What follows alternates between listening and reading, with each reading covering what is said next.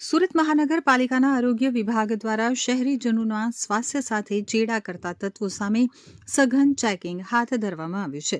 સુરત મહાનગરપાલિકાના હેલ્થ અને hospital deputy commissioner તથા ડેઝિગ્નેટેડ ઓફિસરની સીધી સૂચના હેઠળ ડિસેમ્બર માસ દરમિયાન લેવામાં આવેલા ખાદ્ય પદાર્થોના નમૂનાઓના પૃથ્થકરણ બાદ ચોંકાવનારા પરિણામો સામે આવ્યા છે. પબ્લિક હેલ્થ લેબોરેટરી દ્વારા આપવામાં આવેલા અહેવાલ મુજબ સુરતની વિવિધ સંસ્થાઓમાંથી લેવાયેલા ઘી, દહીં અને ગોળના કુલ 6 નમૂનાઓ food safety and standard act 2006ના ધારાધોરણ મુજબ ફેલ જાહેર કરવામાં આવે છે. જેમાં ઉધના વિસ્તારમાં આવેલ જ્યોતિરાદિત્ય ફૂડ્સ પ્રોડક્ટ્સના ટેબલ માર્ગરીન અને ડભોલી 4 રસ્તા પાસેની અક્ષર ઘી સંસ્થાના ઘીના નમૂના ફેલ ગયા છે. વૈજ્ઞાનિક દ્રષ્ટિએ ઘીમાં આ તત્વોની હાજરી સૂચવે છે કે તેમાં વનસ્પતિ તેલ કે ફેટની ભેળસેળ કરવામાં આવી છે.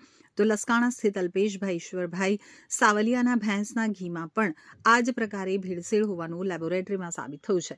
રેલવે સ્ટેશન સામે આવેલી જાણીતી હોટલ આકાશ હોટલ્સમાં પ્રાઇવેટ લિમિટેડમાંથી લેવામાં આવેલા દહીંના નમૂનામાં ફેટનું પ્રમાણ નિર્ધારિત ધારાધોરણ કરતાં ઓછું મળી આવ્યું છે, જેના કારણે તેને પણ સબસ્ટાન્ડર્ડ જાહેર કરવામાં આવ્યું છે. આ રિપોર્ટ દર્શાવે છે કે મોટા ગ્રાહક વર્ગ ધરાવતી સંસ્થાઓમાં પણ ખાદ્ય પદાર્થોની ગુણવત્તા જળવાતી નથી. મીઠાઈ અને અન્ય વાનગીઓમાં વપરાતા ગોળમાં પણ ભેળસેળનો ખેલ સામે આવ્યો છે. બમરોલીના new Dhanlaxmi general and Kirana સ્ટોરના સફેદ ગોળમાં અને વેસુના કૃષ્ણા સુપર સ્ટોરના ગોળમાં સિન્થેટિક કલરનું પ્રમાણ મળી આવ્યું છે.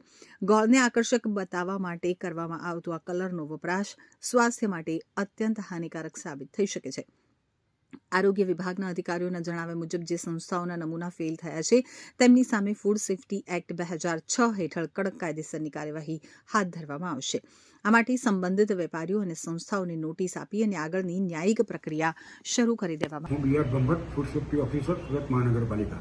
Deputy commissioner health and hospital સાહેબ અને આરોગ્ય અધિકારી સાહેબની સીધી સૂચના અને માર્ગદર્શન હેઠળ સુરત મહાનગરપાલિકામાં ઘી, દૂધ, ગોળ વગેરેનું વેચાણ કરતી અને બનાવતી સંસ્થાઓમાંથી તપાસ કરી અને તેમાંથી નમૂનો લેવામાં આવે, જેમાંથી 6 સંસ્થાઓના નમૂના સબ સ્ટાન્ડર્ડ જાહેર થયેલ છે. એટલે શું બેસે કરે સાહેબ ગોળની અંદર? ગોળની અંદર કલરની હાજરી જોવા મળેલ છે.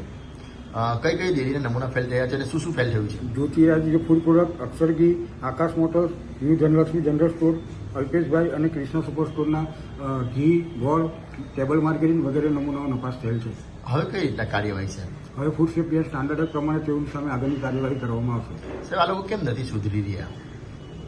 એ લોકોની સામે કડક કાર્યવાહી કરવામાં આવશે એટલે ધીરે ધીરે એમાં ઘટાડો થઈ જશે.